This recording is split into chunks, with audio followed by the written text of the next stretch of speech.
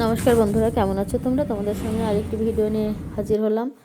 তো যাচ্ছি সিরাজগঞ্জে, হঠাৎ করে খবর এলো আমার মাসি মারা গেছে। আমরা খালাকে মাসি বলি। তো যাই হোক, রাত্রিতে আমরা রওনা দিয়ে দিলাম। আমার ভাইয়ের এক ফ্রেন্ডের গাড়ি নিয়ে আমরা রওনা দিলাম সেখানে। আসলে বিপদের রাস্তা সহজে শেষ হতে চায় না, মনে হয় প্রতীক্ষার প্রহর আর শেষ হয় না। রাস্তা যেতেই আছে, মনে হচ্ছে রাস্তা শেষ হচ্ছে না।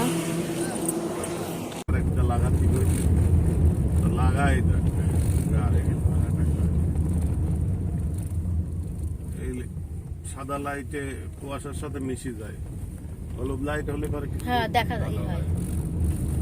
একটা কাটে গেছে। একটু ভিতর সাইড আমরা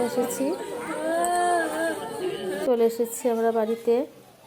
তো দেখো সকাল হয়ে গেছে, তার শেষ কাজটা সম্পন্ন হয়ে গিয়েছে। আমরা এখন বাড়িতে ফিরে যাব। আসলে তার জীবনে খুবই শোক ছিল, পরপর দুটো ছেলে তার মারা গেল।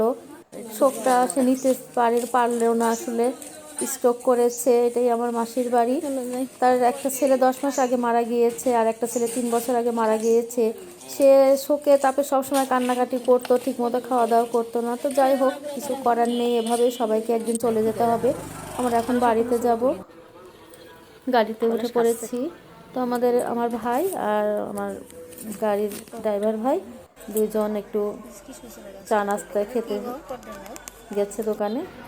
আমরা গাড়িতে বসে আছি, মনটা ভালো নেই, অস্থির অস্থির লাগছে। আসলে মানসিক একটা টেনশনও কাজ করছে। কেউ আসতে দিতে চাচ্ছিল না, তারপরেও যাই হোক আসতে হলো, কারণ আবারও তো যেতে হবে।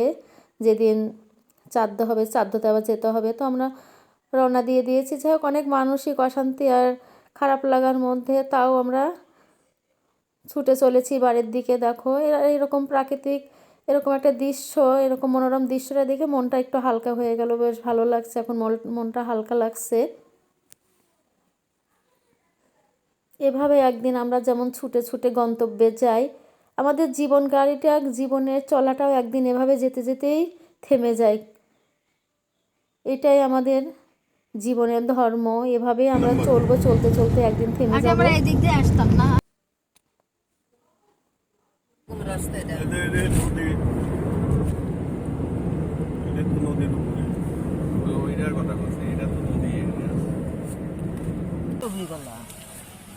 সবরি কলা দেখ, উন্নতা কত কলা, সাগর কলা, দেখ কত কলা, এটা চিনি চাম্পা কলা, কলারই বাজার, এই যে কাঁচ কলা, বিচি কলা, এই যে এটি বিচি কলা, বিচি কলা।